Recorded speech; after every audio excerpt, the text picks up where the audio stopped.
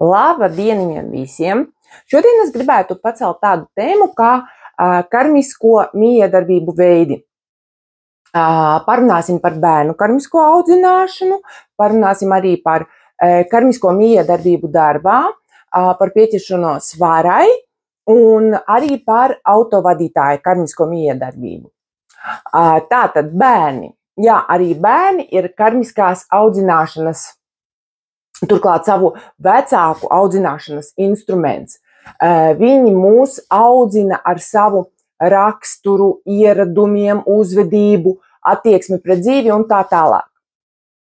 Kā vairāk ir novērots, ka īpašas rūpes vecākiem sagādā pirmais bērns, ja ģimenē ir vairāki bērni. Iespējams, ka augstākie spēki baidās, ka var ģimenē piedzimt tikai viens bērns, un tāpēc tieši viņiem tiek dots šis uzdevums veikt visas savas vecāku audzināšanas pasākumus. Proti, bērns piedzimst ar dvēseli, kas pieķērusies vērtībām, kuras būs pretējas tām vērtībām, ko idealizē vecāki vai arī viens no vecākiem, kuram ir visvairāk vajadzīga audzināšana. Šim bērnam tiek dotas īpašības, kuras ir pretējas tām, ko idealizē vecāki, vai īpašības, kuras vecāki nicina citos cilvēkos. Un tieši šīs īpašības visvairāk kaitinās vecākus un audzinoši viņus ietekmēs. Papētīsim vecāku idealizācijas graušanas tipiskos paņēmienus. Piemēram, bērns, narkomāns var graut vecāku pieķeršanos disciplīnai, kārtībai, morāles normām, sabiedriskai domai. Bērns, kas slikti mācās skolā, vērsīsies pret to, ka vecāki idealizē zināšanas, intelektu, savas dzīves plānošanu un vadīšanu. Bērns, kas aktīvi piedalās kādā eksotiskā jauniešu grupā, tādā kā panki, rockeri, reperi, vēršas pret to, ka vecāki idealizē sabiedrisko domu, sabiedrībā atzītos uzvedības noteikumus un morāles normas. Bērns, kas agri aizraujas ar seksu, vēršas pret to, ka vecākiem ir puritāniski uzskati par dzimumu dzīvi, ka viņi nosoda un ierobežo seksuālās attiecības. Kā labi zināms, ka bērnu un vecāku attiecību problēmas ir pastāvējušas vienmēr.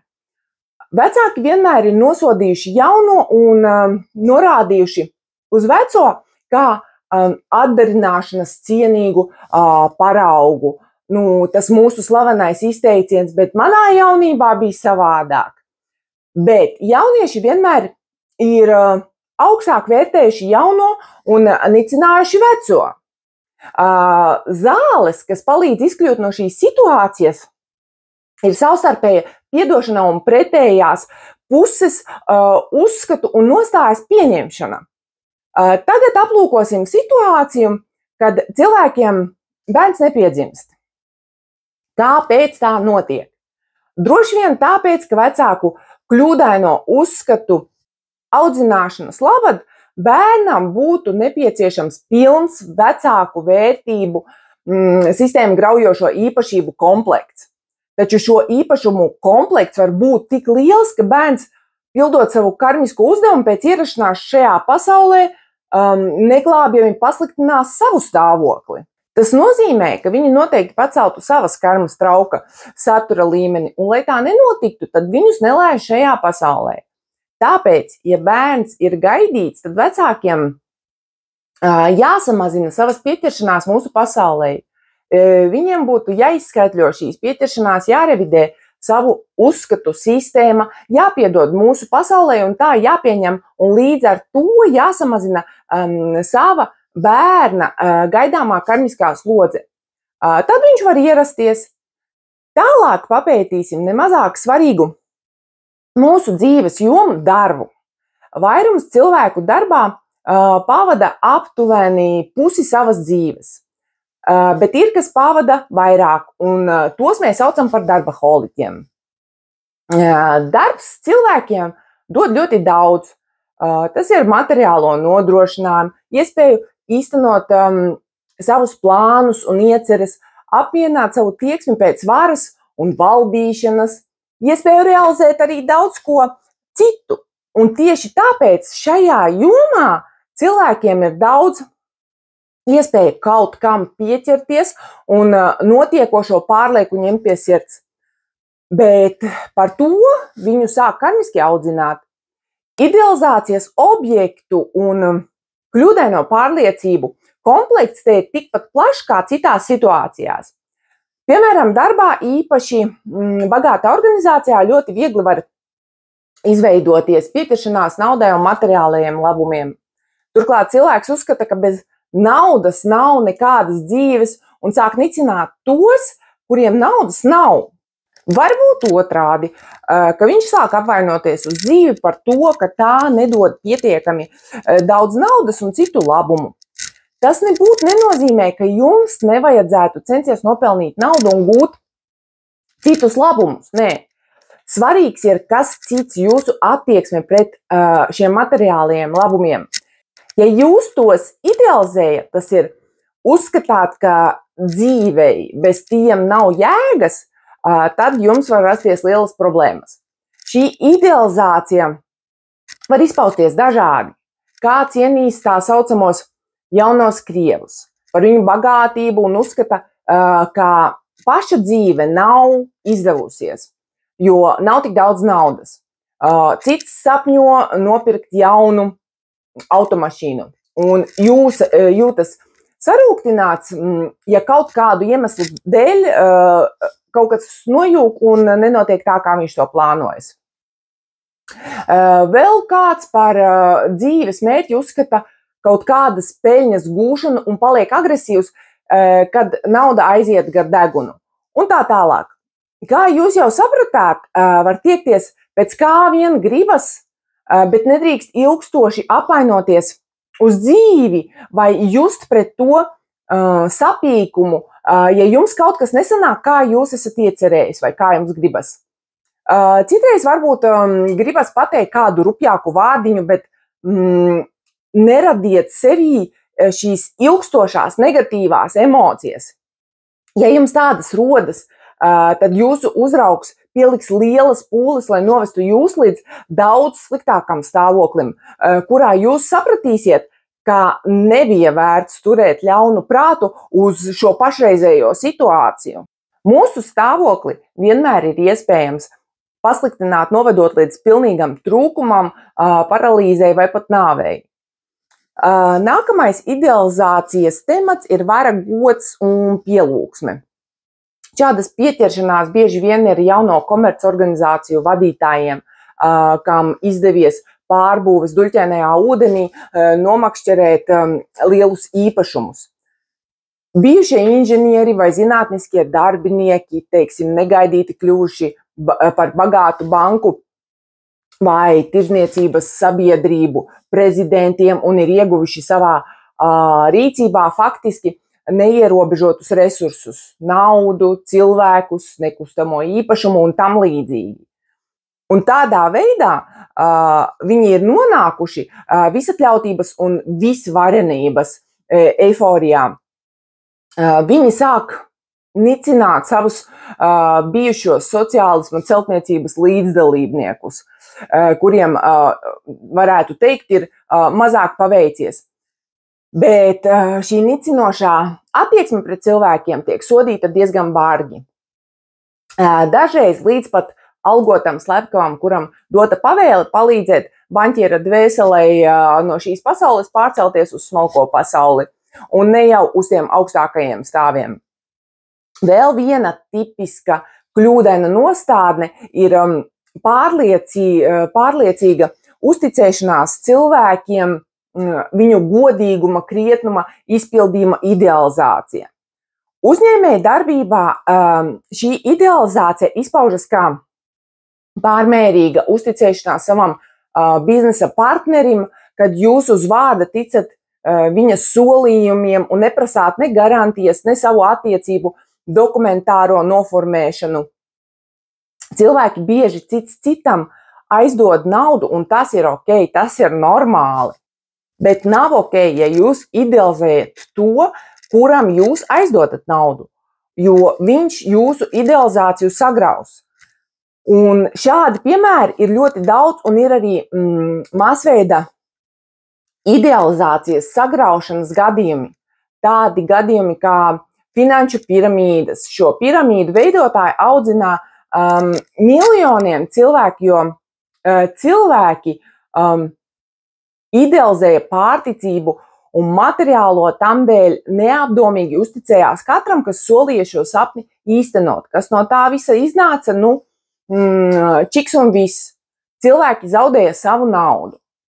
Ir jāsaprot, ka šādu procedūru mērķis bija jūs piespiedu kārtā atbrīvot no citu cilvēku pārliekas idealizācijas, no pārmērīgas uzticēšanās, uzticieties, bet ar mēru.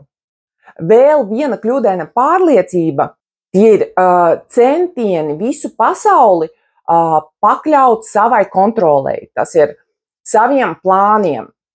Tā vai citādi, bet cilvēki plāno savu nākotni, taču ne visi niknojas vai apvainojas, ja plāni izjūg.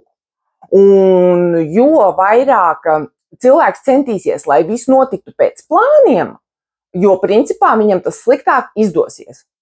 Ja cilvēks nepratīs pieņemt savu sakāvi, bet agresīvi centīsies īstenot šos savus nodomus, jo lielāka pretdarbība viņu sagaidīs. Tas nenozīmē, ka jāatsakās no saviem plāniem pilnībā. Plāni ir jākaļ un jāliek lietā visi spēki un zināšanas, arī enerģija, lai tos īstenotu.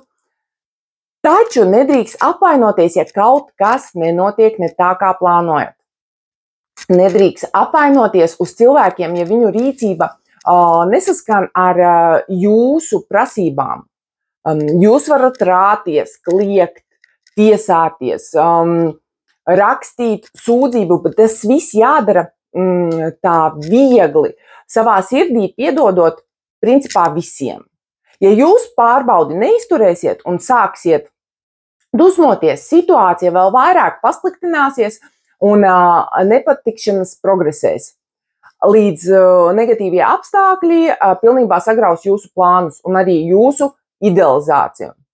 Cita šīs pašas idealizācijas galējība ir pārlieks uztraukums un šaubas. Vai es izdarīju visu pareizi, vai negadīsies, kas negaidīts, vai neesmu kaut ko aizmirsis. Arī šādas lietas nozīmē, ka pietrūkst uzticēšanās šai apkārtējai pasaulē un tiek idealizēta sava nespēja kontrolēt apkārtējos notikumus. Arī šī tieksme tiek izskausta ar audzināšanu. Ja jums neizdodas īstenot nevienu ieceri, un ja jūs esat nonācis neveiksmju joslā, tad jūs audzina pēc pilnas programmas. Izeja šai situācijai ir tikai viena. Izskaidļojiet savas pieķeršanās un kļūdainās pārliecības un lūdziet augstākajiem spēkiem piedošanu, ka saviem plāniem piešķirat pārāk lielu nozīmi. Tieši jūs pārvērtējat to nozīmīgumu, jo plāni īstenībā nerealizējas un nekas briesmīgs nenotiek. Jums vienkārši jāizturas kā pret zaudējumu spēlē un jācenšas nākamajā reizē uzvarēt. Protams, mūsu dzīve neaprobežojas tikai ar šīm karmiskajām audzināšanas sfērām. Ir arī personiskā dzīve, jaunrade, dažādas aizraušanās un daudz kas cits, un jebkurā no šīm jomām mūs nepārtraukti audzina. Parunāsim vēl par automobīļu vadītāju karmisko mijiedarbību. Vairums automobīļi agri vai vēlu nokļūst dažādās smaguma pakāpes avārijās.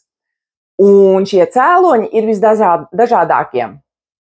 Nepaspēja noreaģēt uz traucēkli, neizgriez pietiekami stūri, sabojājās kāda detaļa vai kāds cits autovadītājs pārkāpa noteikumus.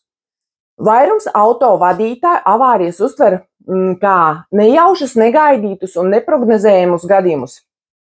Izņemot gadījumus, kad autovadītājs sēžas pie stūres reibumā. Mēs skatīsimies no viedokļa, ka šajā dzīvē nekas nenotiek vienkārši tāpat. Avārija ir autovadītāja kļūdainās pārliecības sagraušanas paņēmiens. Pirmā kļūdainā pārliecība ir savu spēju idealizācija. Šāda pārliecība ir raksturīga tiem, kuriem patīk ātri braukt un atļautā vai neatļautā veidā apdzīt citus braucējus. Tā izpaužas kā iekšējā sava pārākuma apziņa par citiem braucējiem un kā nicināšana par viņu vājajām spējām. Īstenībā jums nav nekāda pamata tā domāt un just, jo vienmēr atradīsies vadītājs, kurš brauks ātrāk vai riskantāk nekā jūs, pat tad, ja jums uz jumta būs bākugunis. Un arī jums nav pamata nicināt kārtīgos autovadītājus. Jūs taču nezināt, kas tur brauc. Varbūt garīdznieks vai akadēmiķis, varbūt boksa čempions. Jūsu uzraugs pamana jūsu aplamo pārliecību, un tik līdz līmenis skarmas traukā pārsniedz normu, sākas jūsu audzināšana. Un jums tiek parādīts, ka jūs nemaz tik labi nebraucat.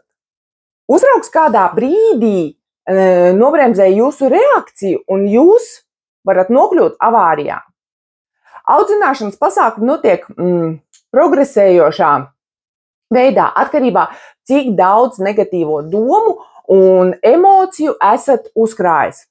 Sākumā var gaidīt nelielas nepatikšanas, ja secinājumi netiek izdarīti, tad tiek veikta jau bargāka pasākumi. Ja negatīvā pārliecība pārsniedz galējo robežu, tad cilvēkam tiek atņemta dzīvība. Kā rīkoties, vai nedrīkst ātrāk braukt? Dieva dēļ, cik vien gribat, jā. Bet nedrīkst nicināt citus braucējus par to, ka viņi jums traucē ar savu lēno un akurāto braukšanu.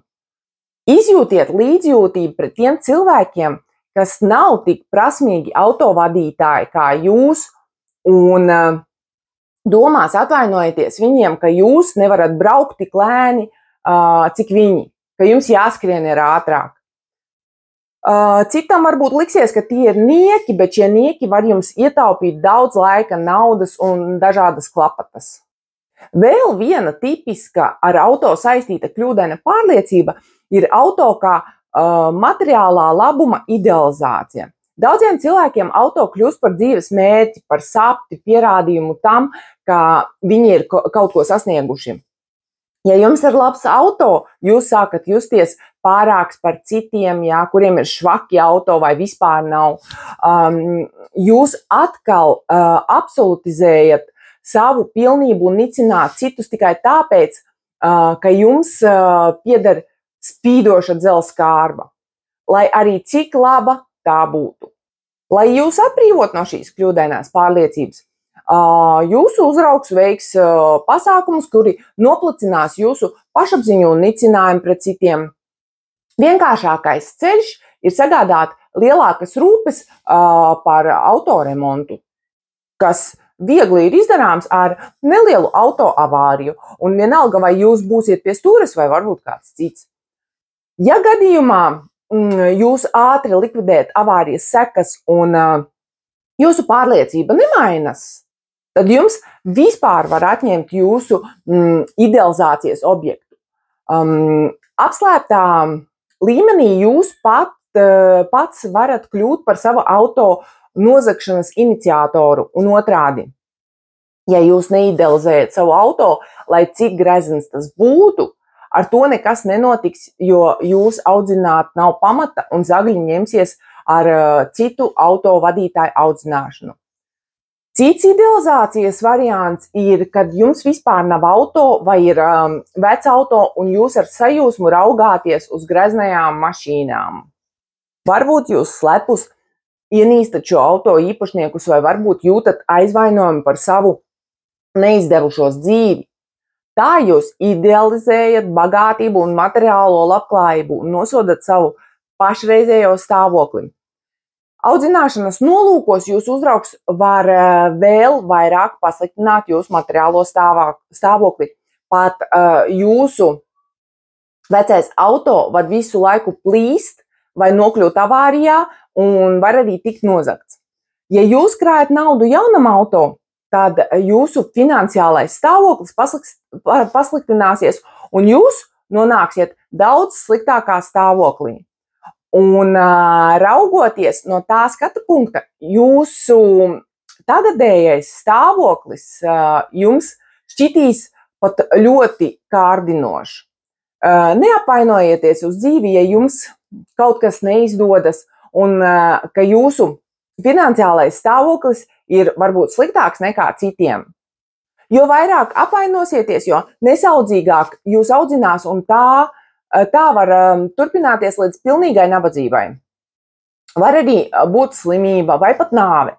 Tāpēc, ka no uzrauga viedokļa jūsu tīrā dvēsele ir daudz svarīgāka par jūsu kaislībām un vēlmēm. Nosaucu tā kā visvairāk izplatītos autovadītāju kļūdainās pārliecības tipus. Protams, ir arī citas idealizācijas, bet retāk. Piemēram, ir cilvēki, kas idealizē disciplīnu, kārtību, satiksmes noteikumus.